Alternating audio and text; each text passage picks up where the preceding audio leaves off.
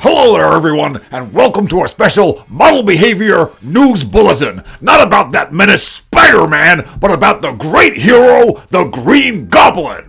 That's quite a good JJ there. Mezco, please, I'm begging you, will you give us a break just for a second? Will you let our wallets breathe?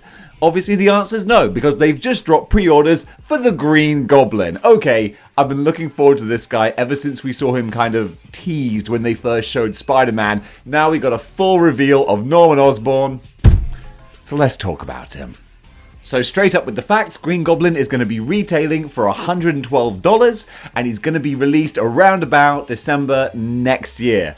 Hopefully. That sounds like a more realistic kind of release date for Mezco. Like, look, a year and a half away, that might be something that they can actually lock down and achieve. Fingers crossed. I mean, hopefully we'll have Spider-Man by then.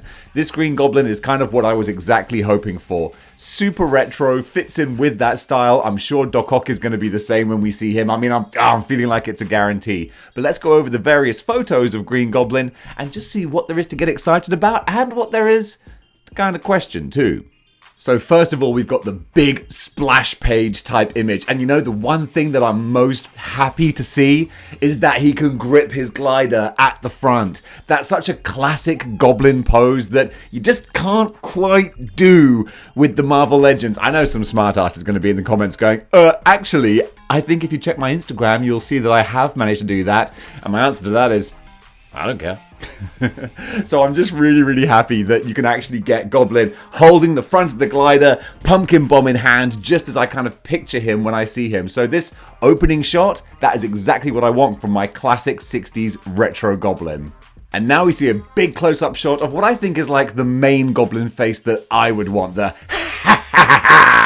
kind of face. And there's two others as well. There's kind of a pursed-lipped, kind of relaxed face, and then there's a classic maniacal grinning look, which is a lot like the one that the Marvel Legends figure has. So I think this kind of like ha-ha look will be the one that I would definitely go for, because also, yes, I'm clearly buying this. Is he worth 112? No, you know what? I would actually accept people's arguments that's a tough sell. But then again, when ones like Thanos were more expensive, I think considering you're getting all the different heads and the glider as well, that's not crazy.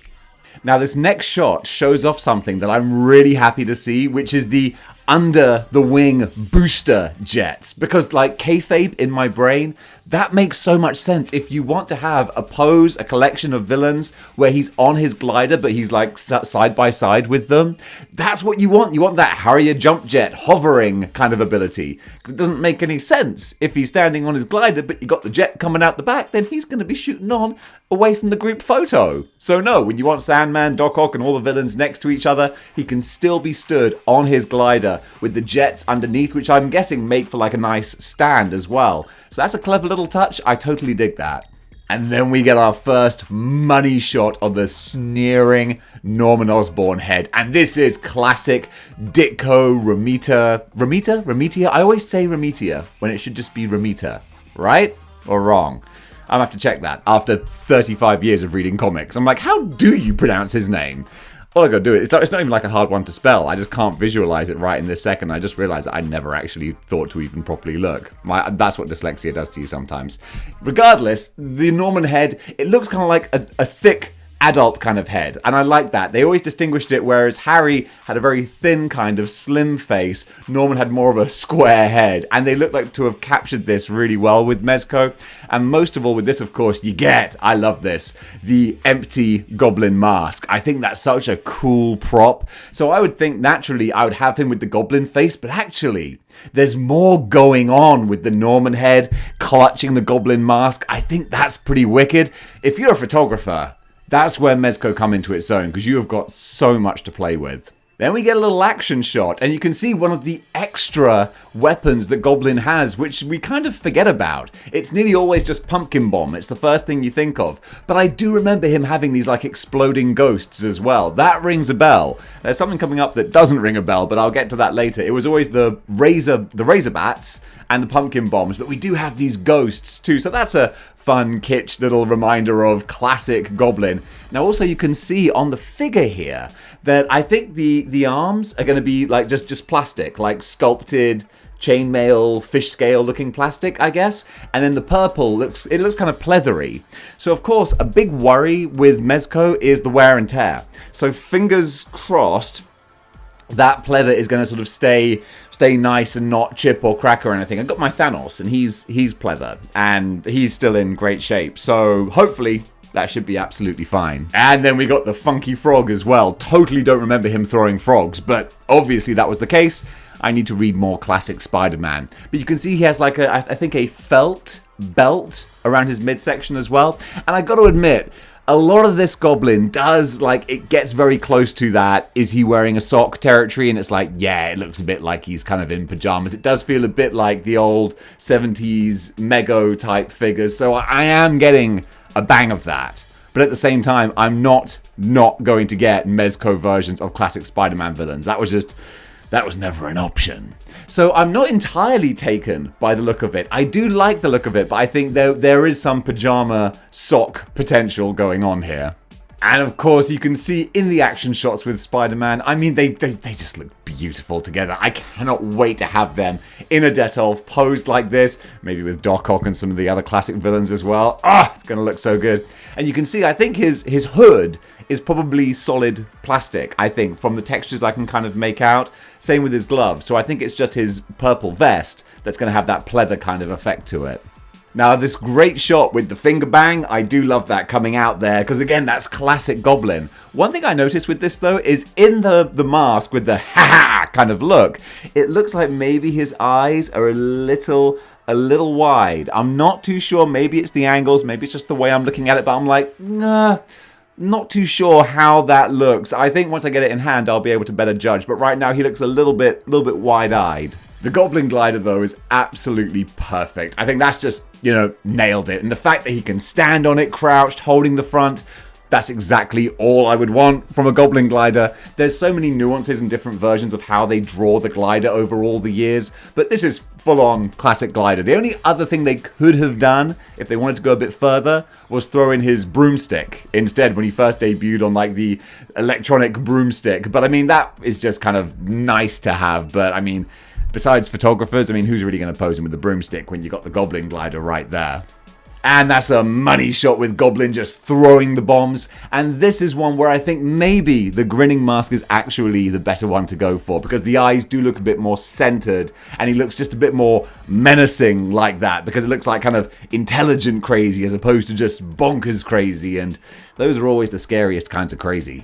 And then we just got a few more action shots of the Goblin. Mezco have done a great job of recreating comic covers and comic panels. They did this with the original Spider-Man release. Now we're seeing it with the Green Goblin, where they literally just took the artwork and remade it with the figures. I love that. It's just a reverence to the source material and attention to detail that I really, really dig. And it shows off the Goblin great. Again, it's entirely up to you what your aesthetics like. If you enjoy this kind of classic clothy 60s retro kind of vibe, 100% like me, you're gonna super dig it. If it's not your jam, if you think it looks a little goofy, and I would accept arguments where people say it looks goofy. I'm not gonna stand here and go like, "Oh, I don't think it looks goofy." No, I can see it, but it's just legit enough that I can embrace it. So for me, this is a definite winner. Then you see we got the full lineup with all the hands, the great purple and green Goblin base, and the 5 faces. And that's really cool. So you've got like kind of Norman, and then you've got sort of grumpy, gruff kind of Norman. Then you've got what I thought would be the classic Goblin of the ha ha ha, but I'm not sure about the eyes. Then of course, menacing green Goblin, and then the slightly, I think, weird, just relaxed face, pursed lips kind of Goblin. And I'm thinking, yeah, I don't know about that one. I think he might just be staying in the box. And then so many accessories. Of course, he's got the Goblin purse, he's got the frog and the ghost, and then so many pumpkin bombs. This I really, really love. So I think the one that he's got where he's throwing the pumpkin bomb, that's really, really cool. I love the smoking one, little smoking embers and the flames. So many display options right there. You're going to be spoilt for choice. So this is a very, very exciting set of extras to see him come with. And then last but not least, you've got a full-on display shot of the glider with those great under booster jets as well, which I think is going to give you so many awesome display options. For me, though, I think he's got to be, properly flying. He's good. The thing about Mezco, the actual stands are great because Mezco figures, they can be quite heavy and chunky. And Mezco stands, like, they hold their positions really well. So with Spidey in one stand and Goblin in the other, it's gonna look so freaking beautiful.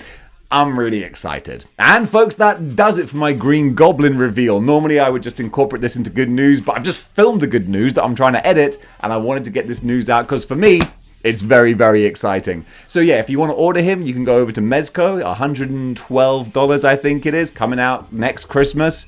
Or if you're in the UK, chances are retailers like Comics and Cocktails or whoever else you get your Mezcos from, they'll probably have him up in a couple of days. So guys, that does it for this little special report. Thank you very much for watching, and until next time, keep displaying model behavior.